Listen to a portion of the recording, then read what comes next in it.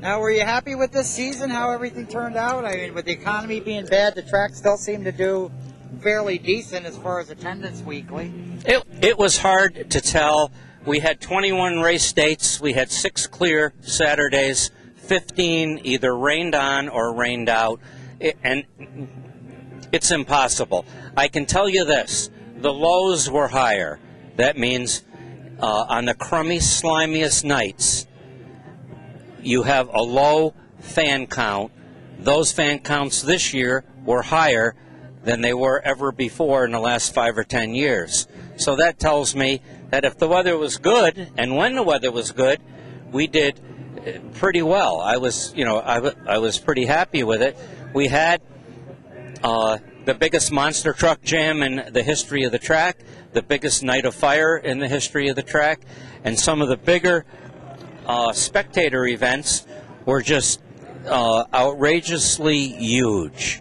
And some of the low points was the 200 weekend for the 5th year in a row. We had rain on it again. Yep. And we're probably going to look at that real hard, maybe put it back to a 100-lapper or something like that, and see if we can get some traction on that weekend. But all in all, I was happy with the drag season. I was happy with the stock car season, and we are going to. It's starting to get exciting. We're going to start on our go-kart track next week. Hopefully, we can get it roughed in the next week or so, and that's been a long time coming. And of course, we're going to run that. We're going to run a night for just kids here at the track.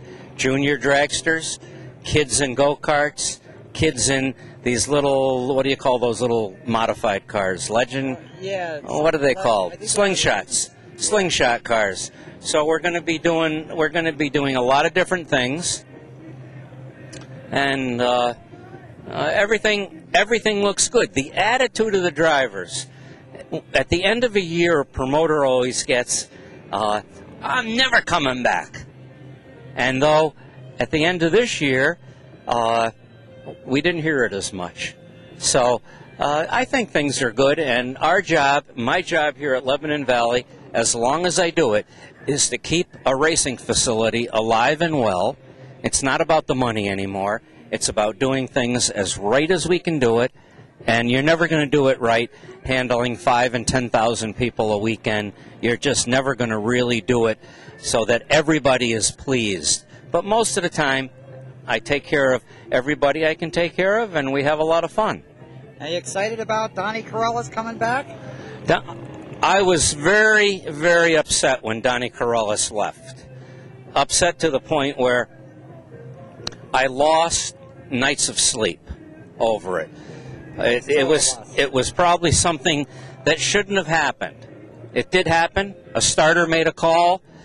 There will be other calls made that other people don't like. It didn't have to go as far as it did, and I think we all learned a lesson on it. It should have been settled, and it just shows you sometimes when you let the snake out of a cage, he comes back and bites you.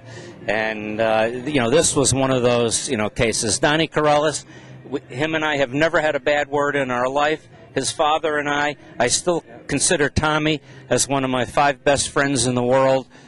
George Reifenberg is also a real supporter of Lebanon Valley and a friend. And you do what you have to do. You do what you have to do. And it went full circle. It went full circle, and it shows you that the drivers, even if they leave, most of them want to be here. Well, it's always been the place to be. I mean, there's been a lot of complaints recent years, and I'm one of them. I think the track should be a little smaller, and I know you've got your reasons for keeping it bigger. But still, it's the guys do come here. They come back every year, and the racing this year was kind of tough because half of the nights we raced, you had to quickly groom a track in a half a day, what you usually do in a week. The hardest thing in the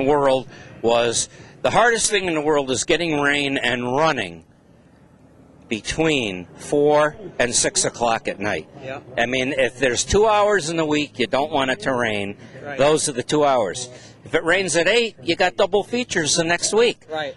We used to have a lot of double features. We haven't had a double feature in so long, I can't remember what it's about. We almost had our first fog out in 30 years this year, too. I couldn't believe that. It's been years since I saw a fog out at the Valley. Well, it's when it rains and it gets cool. And this year when it rained, it stayed kind of warm. Yep. So I'm very enthusiastic about the future, and let's go back and talk about the size of the track. Yes. I run tracks all over the country, Yeah. and they're smaller than Lebanon Valley. And the cars go 60 miles an hour, maybe 70 miles an hour on some of them. The bottom line is, those tracks on their best Saturday night of the year can't draw 800 people. Yeah. They just can't draw 800 people. A track like this on a good night, you know what we can draw. Oh, yeah. We seat 400 people on one row, and if we get 10 rows, that's 4,000 people.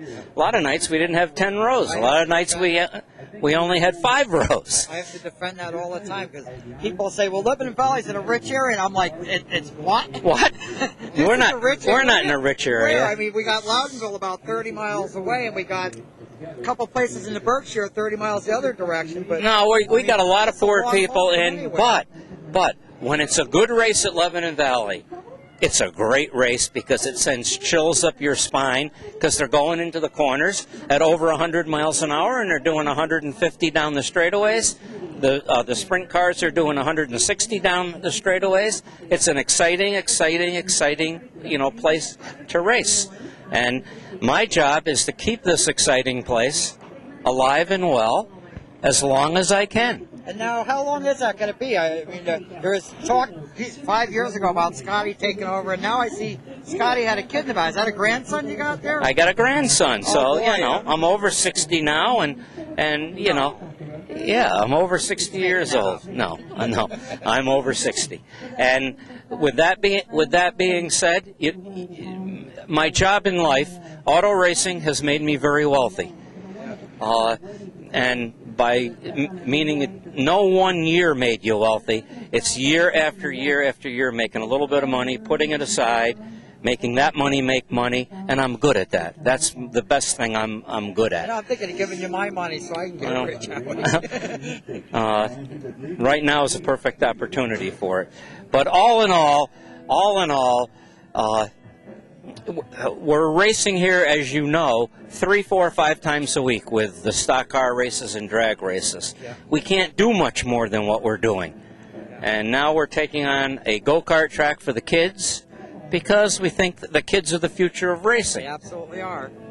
Yeah. And though you can't make any money at go-kart tracks, or you only make very little money, I'll fill you in if we can make money at it, and if we can get a large car count of children that are having fun racing, it'll all be good in the end because they'll move up to another class of car, and as you and I talked before, we're going with our first crate motor class, and we should be getting. I got some cars from other tracks that want to come here, and we'll have some fun. It's about having fun. It's about having fun. Absolutely. Some of these guys, the big block modifieds, they have to spend a lot of money to have fun. Yep. But some of the little guys can still, for $5,000 or $6,000, they can get a car on the track and have some real fun. So all in all, I'm enthusiastic about the future, and in one of the worst weather years in the history of the track, we're still smiling, we're still standing strong, and if we keep everybody stirred up and keep everybody racing, it will be a great season next year, because I'm not going to say it can't get worse, but I would say it can't get worse than what we had this year. Not weather-wise, no, it was absolutely horrible. So there's no plans then for Scotty taking over in the... No, Lyle is taking a bigger part of it. Scotty's taking a bigger part of it. There's a few things happening behind the scenes that get them ready to take it over. We're not going to sell the track. We're going to run it as a stock car track. This is what we've done. This is what made me wealthy. This is our life.